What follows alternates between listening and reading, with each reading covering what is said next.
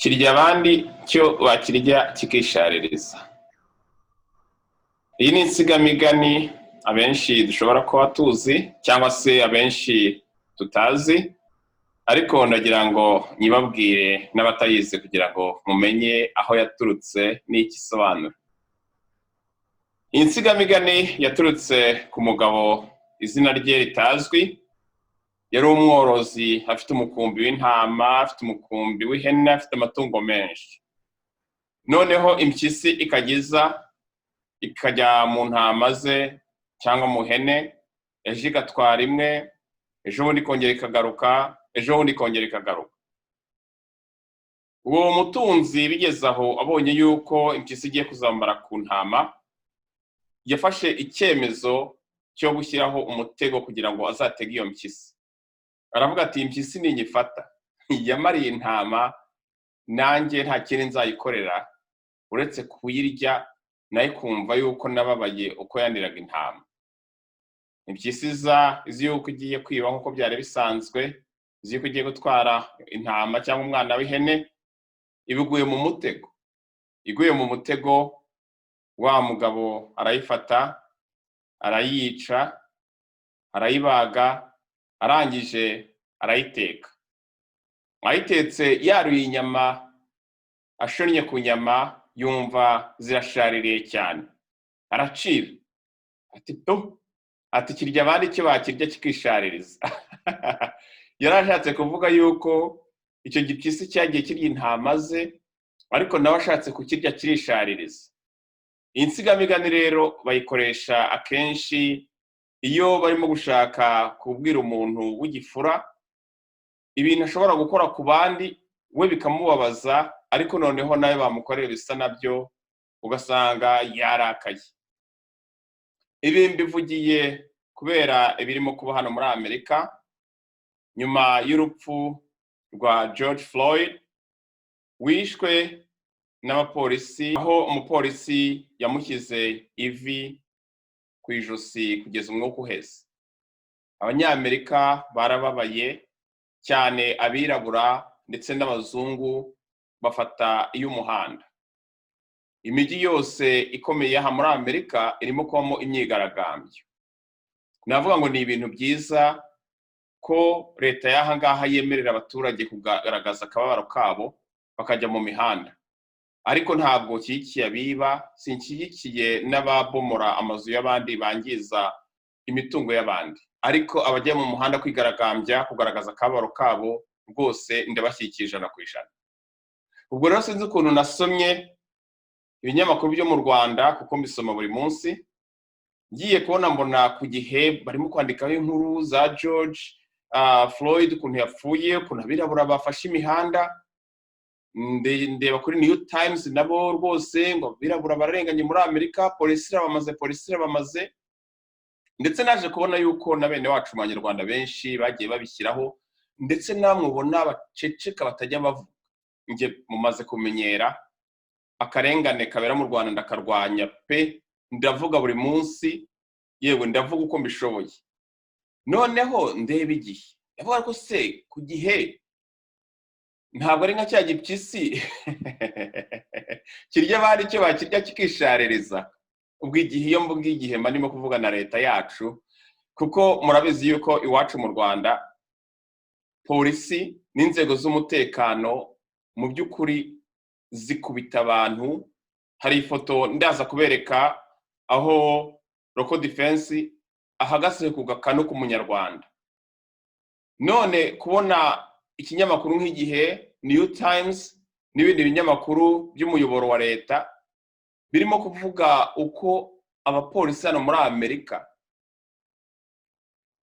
ibyo bakora bibangamira abaturage, ariko bakaba batabasha na rimwe kuvuga ibyo polisi y'u Rwanda, Local Defense, DMI, abasirikare nk'abariya bagiye gufata abagore muri Barinyahe bakaba batabasha kubivuga.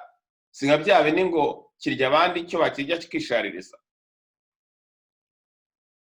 None bavandimwe Abanyarwanda, ndagira ngo mbibarize, niba hano muri Amerika umuntu nka George Floyd utaruzwi akicwa n'abapolisi, ugasanga Amerika yose ubuzima bwahagaze.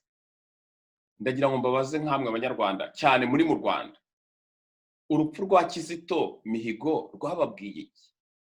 Kizito nta paruwasi n'iyi n'imwe atagezeho, Kizito nta gereza atagezeho, Kizito yararirimbaga tukaza mukishima mukamwereka yuko mumukunda, ariko amaze gupfa nta numwe wigeze avuga ngo ubutabera kuri Kizito.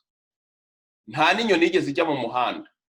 Ndabanza nshimire ab'intwari batinyutse akajya kumushyingura, ariko none ndagaya n'abahanzi b'inshuti ze batigeze bahaboneka kubera mpemuke ndamuke, kubera mu nyangire, kubera ubwoba. Mutinya kujya gushyingura umuntu wari inshuti yanyu. Abanyarwanda dufite ikibazo gikomeye cyane, dufite ikibazo gikomeye kubona rwose leta, ibinyamakuru bya leta birimo kwandika ngo Amerika yamaze abirabura. Nibe naha muri Amerika abirabura bibabaho ibyago nk'ibyo ngibyo bakicwa, ariko nibura ntabwo bafite ubwoba bw'uko bashobora kujya mu muhanda ngo babarase. Mu Rwanda nta n'uwabitekereza, nta n'uwabirota, kubera ubwoba FPR yabitse mu banyarwanda imyaka myinshi cyane. Nta munyarwanda ushobora gutekereza kujya kwigaragambya. Icyo kora iyo bibaye bafashe Roza wacu babwira abantu muve mu nzu ntimusige n'iyo nka, mukajya mu muhanda ngo Roza wacu, Roza wacu, Roza wacu. Bafata Karenzi Karake mu Bwongereza nabyo bikaba ibyo ngo Karenzi wacu, Karenzi wacu. Ariko banyarwanda, Kizito Mihigo, bariya basore n'inkumi bagiye bicwa muri FDU, abagiye babura, abakubitwa ngo nuko batambaye udupfukamunwa, kuki mwicara? Kuki ntacyo muvuga? Kuki ntacyo mushyira kuri ku mbuga nkoranyambaga? Ni kuki mwabasha kubona akarengane kari kuba handi ariko akari iwanyu ntimukabone, ntimukavuge, ntimukamagane? Abanyarwanda dufite ikibazo. Ndabakunda niyo mpamvu nzajya mbabwiza ukuri, ariko hari ibintu tugomba guhindura. Tugomba guhindura imitekerereze. Tugomba kumva yuko niba akababaro kabaye ku muturanyi, natwe kari hafi yacu. Ntabwo tugomba gutekereza yuko katugeraho. Ni byiza rwose ko mwashyigikiye abirabura bari hano muri Amerika, nanjye ndahari. Ni byiza ko mudushyigikira. Ni byiza ko muvuga muti abirabura bararengana. Ni byiza, turabashimye cyane. Ariko se kuki ntacyo muvuga ku kabaro karimo kubera iwanyu? Uzi impamvu? Ni ubwoba. Ubwoba ni urupfu.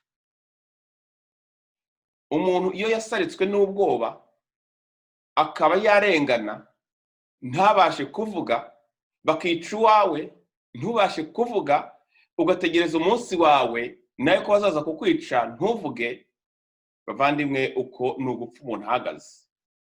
Ibyo dukwiye kubirenga.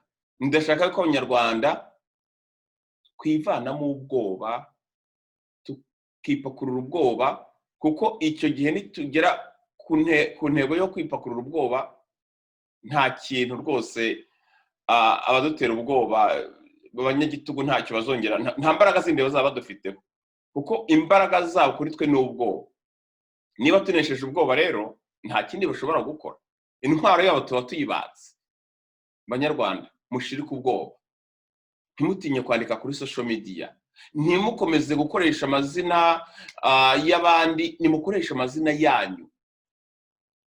Uko muzahaguruka ku bwinshi niko abatoteza bitwaje ikinyoma, bitwaje intwaro y'ubwoba bazagenda ari bo bagira ubwoba ahubwo. Ntabwo ari mwe mukwiye kugira ubwoba.